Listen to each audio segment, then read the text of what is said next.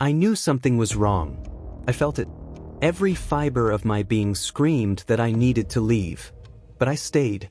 And because I stayed, I woke up one morning to find the front door wide open, the house ransacked, and a cryptic note tucked under my pillow that simply read, "Next time, listen to your gut." This isn't a ghost story, or a tale of a crazy ex. This is a story about the insidious erosion of instinct, the deceptive comfort of familiarity, and the terrifying consequences of silencing the alarm bells inside your own head. It's about a series of escalating oddities, a slow descent into unease, and the chilling realization that by ignoring my intuition, I invited real danger into my life. The question isn't if something was wrong, but why I stubbornly refused to act until it was almost too late. It all started subtly. I had just moved into a new apartment. It was a good deal, maybe too good. Mentioned details about the apartment/house that seemed great but later felt unsettling, e.g., spacious, old, isolated, cheap rent. The neighborhood was quiet, almost too quiet. The first sign was the feeling of being watched. Not in a paranoid way, but a persistent prickle on the back of my neck when I was home alone. I dismissed it as new place jitters. Then came the small disturbances. Objects moved. My keys would be on the table when I swore I'd left them by the door. A window I was certain I'd locked would be slightly ajar in the morning. I blamed my own forgetfulness, the quirks of an old building, or even the wind. I rationalized everything. I'm just tired, I must be mistaken. One evening, I distinctly remember finding my favorite mug, freshly washed and put away, sitting on my bedside table, still damp. I live alone.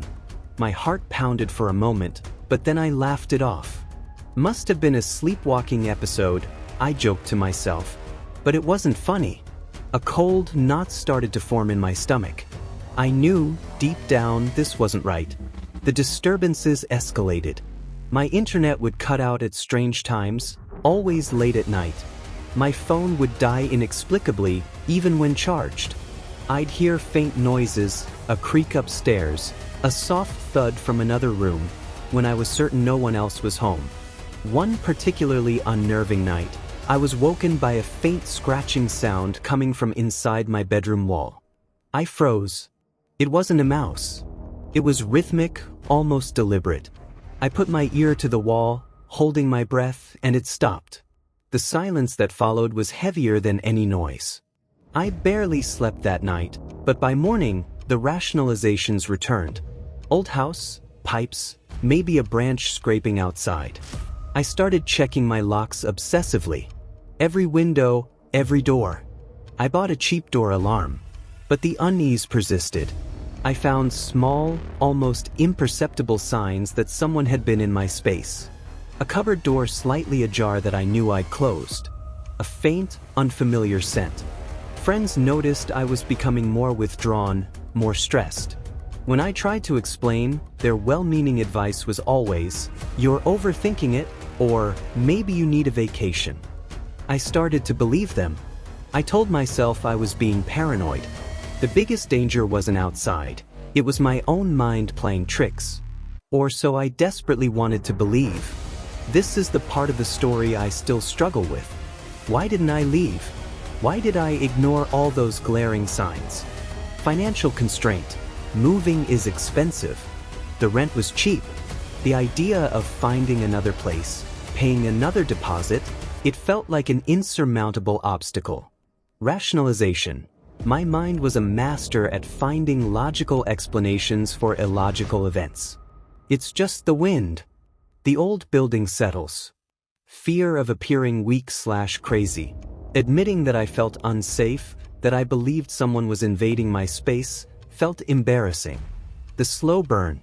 It wasn't one dramatic event, but a slow, creeping erosion.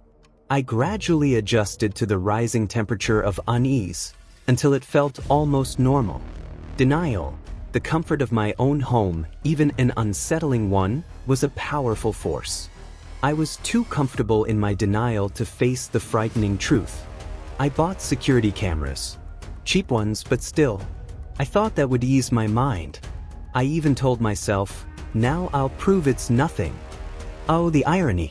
The night it happened, I remember hearing a distant sound, almost like a faint scrape. I half woke, but my mind, now trained to ignore the warnings, immediately rationalized it as a neighbor or city noise. I pulled the covers closer and drifted back to sleep. The next morning, the silence was different. Heavy. Unnatural. I opened my eyes, and the first thing I noticed was the draft. A cold, alien breeze in my usually warm room. My heart began to pound a frantic rhythm. I slowly got out of bed, walked into the living room. The front door was wide open, swaying slightly in the breeze. The cheap door alarm was on the floor, smashed. My TV was gone. My laptop. Valuables tossed aside.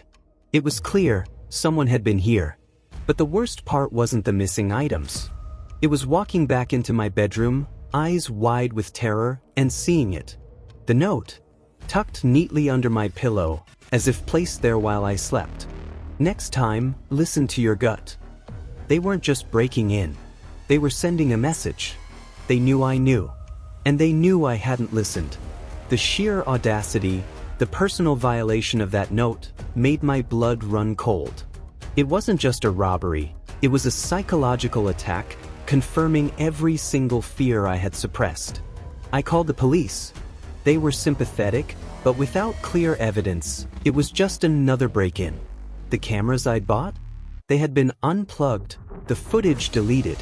They had known exactly what they were doing. I moved out that same day. I packed a small bag and left, not looking back. The financial cost of replacing items was immense, but the psychological cost was far greater. The feeling of violation, the terror of knowing I had ignored so many clear warnings, the crushing weight of regret. It took me a long time to feel safe in my own home again, to trust my instincts. But that note, that chilling reminder, became my wake-up call. Never again would I silence that internal alarm. Never again would I prioritize convenience or rationalization over my own safety and intuition. The fear was a warning, and I ignored it at my peril. So, what's the unspoken story here? It's not just about a break-in. It's about the subtle ways we dismiss our own intuition, the dangerous comfort we find in denial, and the very real consequences of not listening when our gut screams for us to pay attention. Sometimes, the scariest threats are the ones we allow to fester by our own inaction. Have you ever ignored a strong gut feeling, only to regret it later? What happened?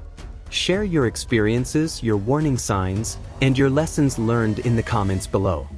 Let's learn from each other's unspoken stories. If this story resonated with you, if it made you pause and reflect, please hit that like button.